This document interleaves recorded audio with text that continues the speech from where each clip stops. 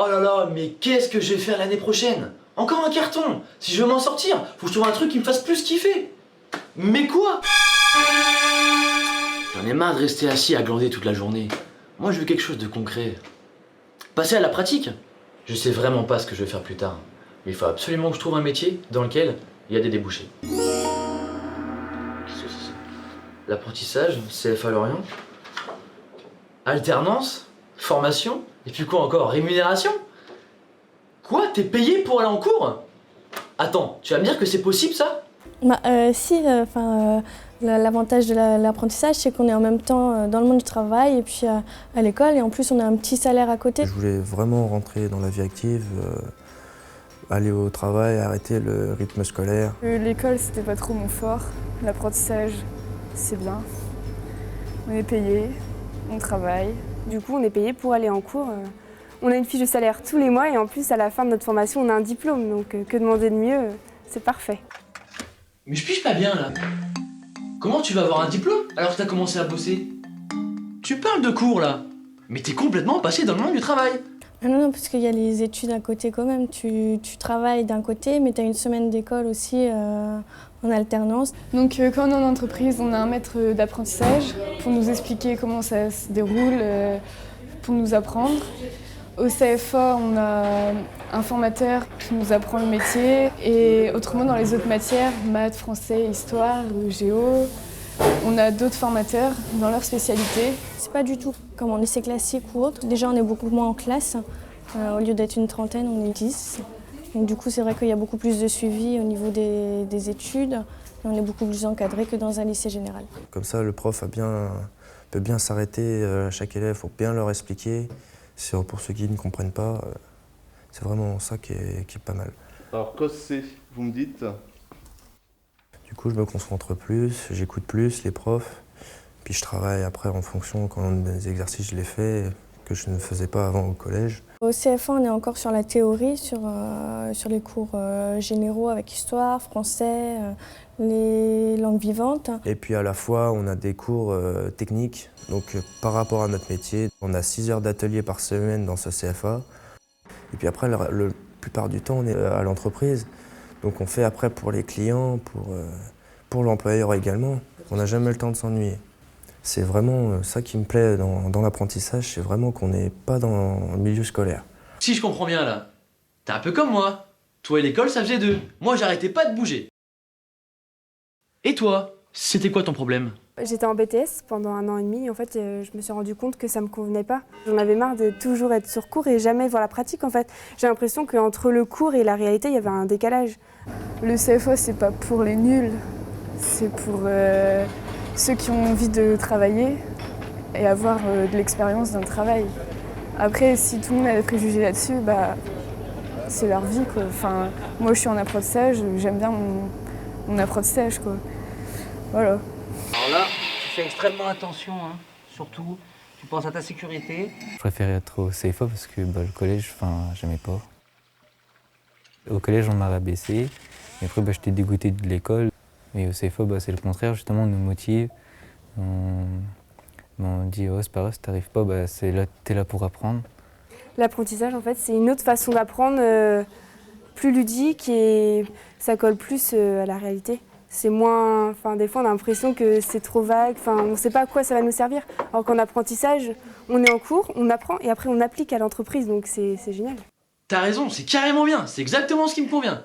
Mais par contre, ça paraît trop cool pour être vrai. Non mais... Oh, y a pas un truc louche là? Ah je me disais aussi, on a que 5 semaines de vacances comme tous les salariés. Il n'y a pas beaucoup de vacances, mais c'est pas grave, tant qu'on aime le métier, ça me va. Quand j'ai commencé mon apprentissage, je me suis dit j'aurais que 5 semaines, les autres seront en vacances, mais l'avantage c'est que moi je suis payée, quoi. Tu peux te payer des vacances plus au soleil, partir un peu plus loin, un hôtel 4 étoiles avec piscine. Voilà, c'est plus facile. Ça déchire ça! Ça c'est des vraies vacances! Ah ça c'est sûr! Et en plus au CFA, y a pas d'heure de colle! Attends, y a plus d'heures de colle. Mais c'est un peu la kermesse alors.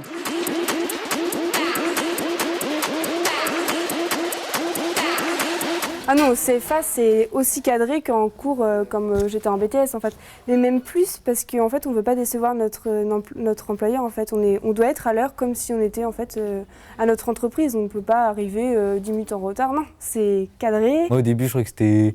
Oh, je peux arriver en retard et tout, mais après, quand on est arrivé, ils nous ont tout expliqué. Si t'es en retard 3 fois, t'as ton salaire qui baisse. Et ça, bah, c'est un peu bête, quoi. C'est exactement pareil qu'en entreprise. On est considérés comme des adultes au CFA, donc il ne faut pas faire d'erreur. On est sous contrat au CFA, en fait, c'est un contrat entre l'apprenti, le CFA et l'employeur en fait. Donc on doit le respecter, c'est une règle. Ah ouais, d'accord. Ouais, un peu d'encadrement, c'est normal aussi. Ok, je suis convaincu. Le CFA, c'est pour moi. Mais c'est quoi le mode d'emploi? Tu choisis à peu près ton métier, ce que tu veux faire. Donc si c'est de l'hôtellerie, du commerce, de l'électrotech, de la maintenance, carrossier, mécanicien, maintenant ils font tous de l'apprentissage. Donc tu choisis et après tu fonces. Ensuite, pour rentrer au CFA, il faut avoir trouvé un patron, sinon on n'entre pas en fait. La condition, c'est qu'il faut trouver un patron pour commencer la formation. Player 1. Excusez-moi pour le retard. Bonjour. Voilà, je suis en retard, excusez-moi. Alors, je vois déjà qu'ici c'est top cool, hein. Franchement, je me sens bien à l'aise. Bon, je suis prêt à faire n'importe quoi. Ah, attendez, je vous coupe. 2 secondes, ça va pas. Ah, c'est mon pote. Allô, Iron? Ouais. Ouais, non, bah écoute, je te laisse parce que là, je suis à un entretien. Ouais, mais non, ça durera pas longtemps. Rejoins-moi dans 10 minutes à côté, ouais. Ça marche, passe le bonjour à Pierrot. Ciao, salut. Voilà, excusez-moi, hein, mais comment? Comment? Ça va pas le faire? Mais ici, je vais vous mettre une ambiance super géniale, je vous jure. Game over. En fait, quand on rencontre les patrons, c'est comme un entretien d'embauche en fait. Il faut mettre toutes les chances de ce côté pour pouvoir décrocher le contrat d'apprentissage. Player 2. Entrez, entrez. Bonjour, bonjour monsieur. Je peux m'asseoir? Merci. Alors, voilà, donc moi j'appelle Cédric. Voilà, donc j'ai postulé chez vous pour mon apprentissage. Je suis quelqu'un qui est ponctuel, courageux, qui est assez disponible. Donc c'est vrai que pour votre équipe, je pense que je peux être un atout et participer au bon vivre de la société. J'espère que ma candidature retiendra votre attention, puisque j'espère commencer le plus vite possible mon apprentissage. Très bien, bah écoutez, je vous souhaite la bienvenue dans le monde du travail. You win. Le travail, c'est... On est plus autonome, on sait faire des choses nous-mêmes, on se motive. Moi, je préfère le travail que l'école. C'est vraiment ça que je trouve bien, la relation patron-apprenti ou patron-ouvrier, qui est vraiment pas mal. Quand on a un problème, on va voir le patron, il nous explique bien comment faire les pièces. Il transmet son savoir, il a envie de donner son savoir à l'apprenti. Les parties droites, hein, en sachant qu'on va utiliser l'autre cisaille là, pour les parties courtes.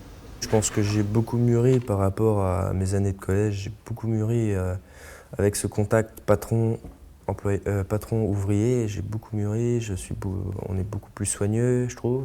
C'est vrai que mentalement, on grandit beaucoup plus vite parce qu'on est dans le monde du travail. Et puis, fini l'école, fini la routine, d'être assis sur un banc et puis à gratter. Ça demande beaucoup de cran aussi parce que c'est vrai que quitter le cocon familial pour certains est très dur. Mais moi, j'ai pas hésité une seconde à sacrifier une partie de moi pour réussir dans ma vie. Donc en gros, pour résumer, le CFA c'est du temps en entreprise, une super formation, et tu passes un diplôme.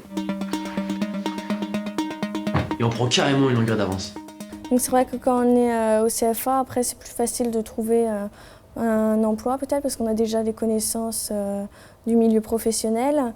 On a des contacts déjà avec les employeurs et puis si les employeurs peuvent aussi nous garder, peut-être nous proposer un contrat après les études. Sur notre CV, on a 2 ans d'expérience et c'est un plus pour trouver du travail. C'est vrai que j'ai trouvé du taf en CDI direct à la sortie de mon diplôme. Donc c'est très valorisant et puis je pense que les industries aujourd'hui, même les chefs d'entreprise, cherchent un diplôme ainsi que du vécu. C'est vrai qu'en industrie, avoir de l'expérience, c'est relativement important parce que apprendre les machines, ça prend beaucoup de temps. Il faut les connaître, après il faut faire plein de réglages, donc ça prend beaucoup de temps. Donc c'est vrai que c'est plus important pour une industrie de former et de garder son apprenti. Au début, je pensais m'arrêter au CAP et puis là, je me pose des questions pour ne pas me faire peut-être un bac pro ensuite ou quelque chose comme ça. Moi, personnellement, je ne vais pas m'arrêter au bac. J'ai envie de continuer sur un BTS après. Puis mon entreprise me garde également en apprentissage, donc je continuerai dans l'apprentissage aussi. En fait, c'est au fur et à mesure des études que j'ai commencé à prendre goût. Donc du coup, je me suis accroché jusqu'au bout. Donc j'ai continué, et puis maintenant, j'ai un DUT, alors que je suis parti d'un BEP. Un DUT? Trop fort! Il manquerait plus que des apprentis finissent chefs d'entreprise.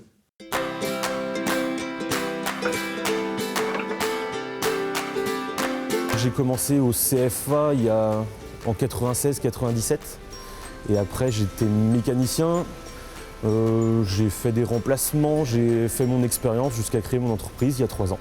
Donc ça s'appelle Nemesis West, ça marche très bien, je fais dans la petite voiture pas chère. Petit atelier, employé maintenant, qui est apprenti aussi ou presque au CFA de Lorient encore. Et voilà. C'est bon, on redescend.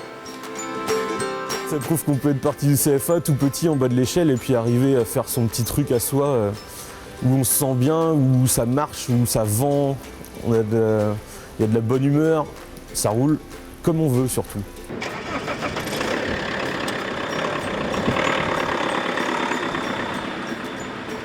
Si toi aussi tu veux en savoir plus, rejoins la page du CFA Lorient, ici.